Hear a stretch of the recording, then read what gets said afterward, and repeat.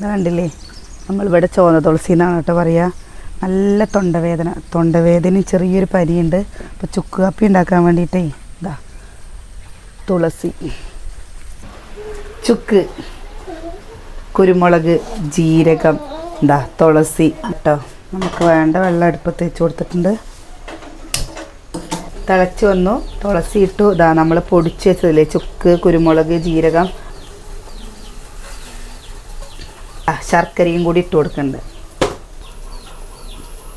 കാപ്പിപ്പൊടി,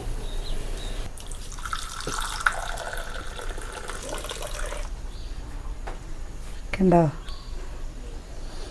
നല്ല മണമുണ്ട്. അതേപോലെ തന്നെ നല്ല ഗുണമാണ് കേട്ടോ. നിങ്ങൾക്ക് ആർക്കെങ്കിലും ഉപകാരപ്പെടും. ഒന്ന് തലവേദന തൊണ്ടവേദനയൊക്കെ ഉള്ളവർ ഉണ്ടാക്കി നോക്കൂ.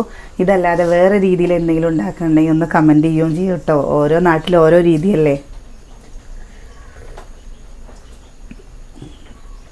അടിപൊളി.